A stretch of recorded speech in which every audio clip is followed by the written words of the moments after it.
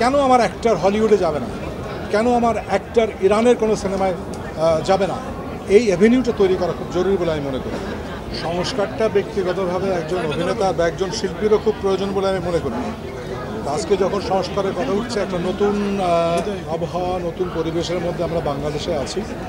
সেই ক্ষেত্রে আমাদের যদি পুরনো কোনো ভুলভ্রান্তি থেকে থাকে, যদি কোনো জায়গায় কোনো কিছুর বত্তায় হয়ে থাকে যেগুলো ঠিক হয়নি, সেগুলো সংশোধন অবশ্যই আমরা করে নিতে পারি, নিজেদের মধ্যে আলোচনা করি। সেই লক্ষ্যেই আসার আমি বারবার একটা জিনিস বলি যে শিল্পীদের মধ্যে বিভেদ বিভাজনটা কোনো মতেই কাম্য না। আমরা মানুষের হৃদয়ের কাছে থাকি, হৃদয়ের সঙ্গেই কথা বলি, তাদের আবেগের সঙ্গে কথা বলি, মানুষের ভালোবাসা পাই। সেই ভালোবাসাটাই আমরা পেতে চাই আগামীতে।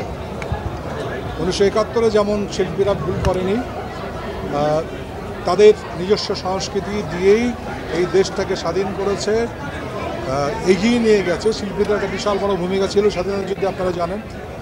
সেই হিসেবে বলি যে সমস্ত গণ আন্দোলনের সময় কিন্তু নিজেরাও এগিয়ে আসে। আমরা 90-তেও দেখেছি, 90-তেও নাটকের শিল্পীরা রাস্তায় ছিলেন, বারবারই ছিলেন। সেই জন্য সংস্কারের প্রক্রিয়াটা যদি ভালোর জন্য হয়, যদি আমার এগিয়ে যাওয়ার জন্য হয়, তাহলে অবশ্যই আছে।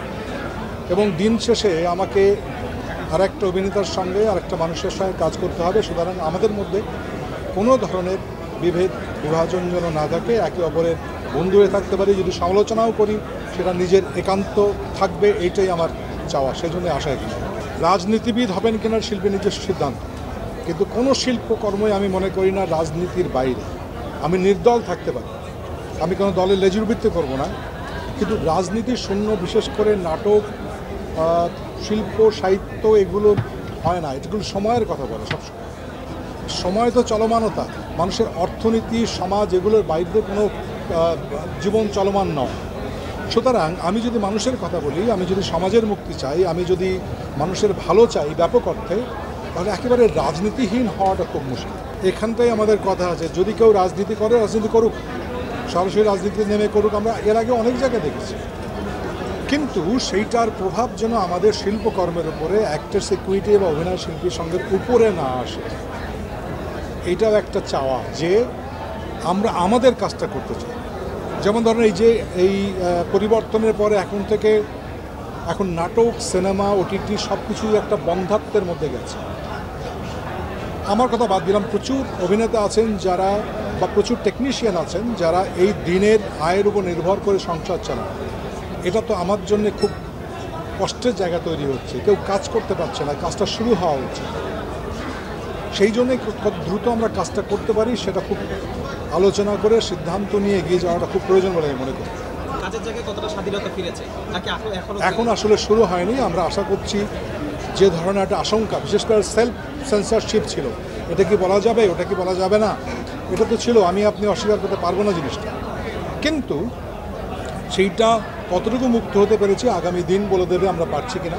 আমি চাই যারা আজকে নতুনভাবে নতুন বাংলাদেশকে দেখছেন, তারা এটা মনে রাখবেন যে শিল্পের স্বাধীনতা, বলবার স্বাধীনতা, বাক স্বাধীনতা, এটা একেবারে এক নম্বরে থাকতে হবে। আমি যেন বলতে পারি, যদি আমি খারাপ করে থাকি মানুষ আমাকে কন্ডেম করি, কোনো অসুবিধা নেই। আপনি অত্যন্ত ঠিক কথা বলেছেন, নাটকের সোনালী অতীত ছিল এবং আমাদের নাটক বিভিন্নভাবে বাংলা ভাষাভাষীদের কাছে ভীষণভাবে প্রশংসিত হয়েছে। আজকে যদি দেখেন ইউটিউবের কারণে আজকে আমাদের দেশ ছেড়ে অন্য জায়গায় কিন্তু এটা ভীষণ পপুলার। আমাদের প্রচুর অ্যাক্টর আসছেন যারা খুব পপুলার, তাদেরকে নিয়ে কিন্তু বাইরেও অনেকে ভাবছে।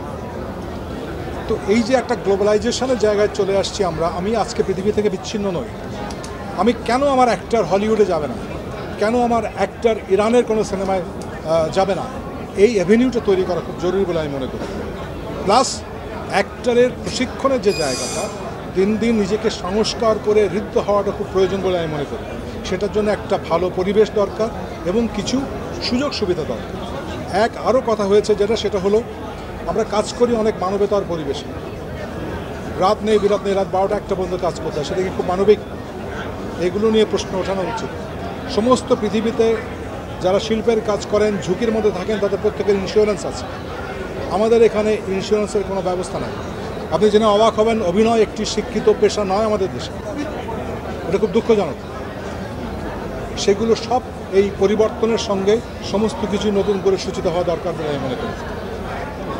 ধন্যবাদ।